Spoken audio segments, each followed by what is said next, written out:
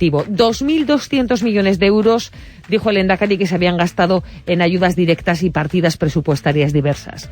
Pero fíjense lo que ha pasado con las destinadas a pymes y autónomos. No se va a ejecutar ni la mitad de lo presupuestado por falta de solicitudes. Bueno, ya decíamos que el acceso, el tema de los requisitos que estaban dispuestos en este Real Decreto eran prácticamente imposibles de cumplir. Y es lo que ha estado pasando y ha seguido pasando, aunque se ampliaran los plazos y aunque el Gobierno hizo una recapitulación del Real Decreto y amplió una serie de cuestiones, no quitó los requisitos que principalmente frenaban el acceso a estas ayudas. Sí, está hablando de Real Decreto porque las ayudas provienen del Gobierno central, aunque las ha gestionado aquí el Gobierno vasco. Por eso la regulación parte del Gobierno central. ¿Cuáles serán esos requisitos que hacen que la inmensa mayoría de los autónomos no hayan podido pedir estas ayudas? Bueno, principalmente el principal escollo era el mantener vivas unas deudas con los proveedores durante un largo periodo de tiempo, que eso hace inviable cualquier negocio. Los autónomos han estado tirando de sus ahorros para no tener deudas precisamente con estos proveedores, para poder seguir manteniendo su negocio, si no abierto, por lo menos latente, hasta la hora de poder volver a su actividad económica. Y claro, si la principal requisito es tener deudas, pues ya nos hemos matado. Ese es el principal escollo. O sea, para cobrar la ayuda les exigían como requisito que estuviesen endeudados.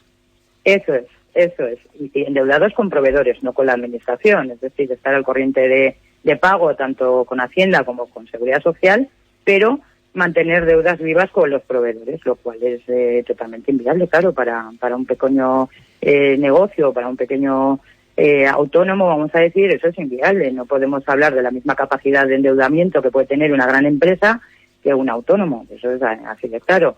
Por otro lado, era también uno de los requisitos, si no eran deudas vivas, tenían que ser créditos que se hubieran pedido, es decir, financiación que se hubiera adquirido para poder pues dejar las deudas aparcadas, es decir, la deuda con el banco, aquellos créditos ICO que salieron, que fueron también administrados de aquella manera por las diferentes sucursales bancarias, y tampoco la mayoría de los autónomos pudieron acceder a esta serie de créditos, con lo cual es la pescadilla que se muerde la cola, ¿no? Claro. Lo que es curioso es que si uno decide tirar de ahorros, de lo que tiene ahí guardado para hacer frente a una crisis, no se le permite acceder a ayudas, y si se endeuda es cuando se le permita, ¿no? Es un poco curioso. O sea, que ustedes lo venían denunciando y ya se le olían desde un primer momento. Sí, porque, bueno, ya desde la misma redacción del Real Decreto, cuando tuvimos conocimiento, nos parecía excesivo estos requisitos, bueno, totalmente inviables para lo que son los autónomos, totalmente inviables, sí. Y luego excesivos, ¿no? Una burocracia excesiva para poder acceder, porque estamos hablando de los requisitos más peliagudos, pero es que luego tenía una serie de condiciones y una serie de compromisos que bajo muy pocos preceptos un autónomo de a pie puede cumplir, ¿no? No sé si habrá más ayudas. Hay algunas instituciones que ya están diciendo que se acabó esto de las ayudas relacionadas con el COVID, pero ¿qué debería tener el Gobierno en cuenta si hay otra convocatoria? ¿O cómo se está haciendo en otros sitios, si han encontrado una fórmula para poder sortear estas dificultades? Si ahora mismo tuviesen que hacer una nueva convocatoria de ayudas, desde luego quitarlo de la deuda, ¿no? Como primer paso. Bueno, nosotros siempre hemos apostado en que las ayudas deberían de fijarse primero en la bajada de beneficios, ¿no? Que siempre es el punto de inflexión en el que se ve si un negocio lo está pasando mal realmente por la crisis, esa bajada de ingresos directamente relacionada con la crisis que hemos pasado y que seguimos soportando, y a partir de ahí hacer un reparto equitativo, es decir, si un autónomo necesita más ayuda porque ha tenido más bajada de ingresos, ayudar a ese autónomo, ¿no? Y así correlativamente. Es lo único que tendría sentido en una ayuda directa, porque si no van a recibir ayuda aquellos que tienen una capacidad mayor de endeudamiento o de crédito, claro. Lo cual no tiene ningún sentido. Silvia, aprovecho para preguntarle, ¿cómo están ahora los autónomos en Euskadi? ¿Están recuperando la actividad? ¿Cuántos se han quedado en el camino en esta crisis?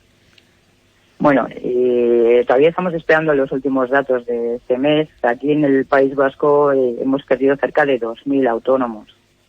En lo que vamos de año, ya haremos el cómputo desde marzo, desde ese decreto. En 2021, 2.000.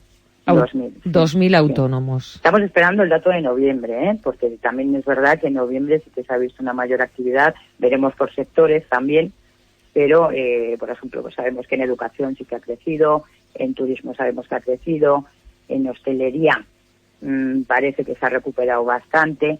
Tema de comercio, a verlas venir también con el tema de la campaña navideña y con todo lo que estamos oyendo, ¿no? Porque al final llevamos como 2 o 3 días oyendo pues que el tema de la tasa de incidencia, etcétera, pues que igual lleva nuevas restricciones. Bueno, pues todo se verá.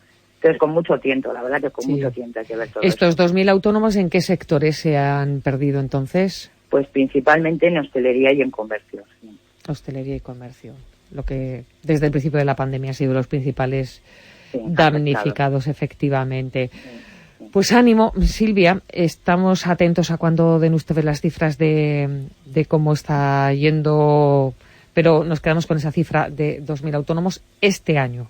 Luego ya haremos la cuenta de toda la pandemia. Silvia Martínez, secretaria general de UPTA Euskadi, gracias por atendernos en esta